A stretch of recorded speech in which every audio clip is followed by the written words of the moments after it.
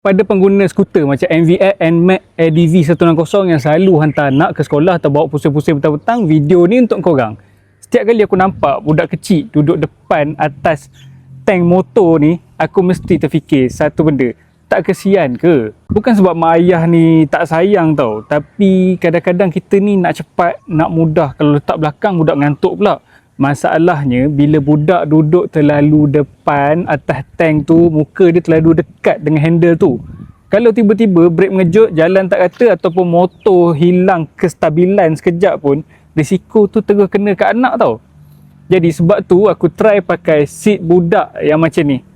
Material dia memang lembut, span tebal, jadi budak tu duduk lagi selesa dan tak terlalu rendah. Muka dia tak direct sangat dengan handle motor tu. Nak pasang pun senang je, korang letak je, dalam 10 saat dah settle.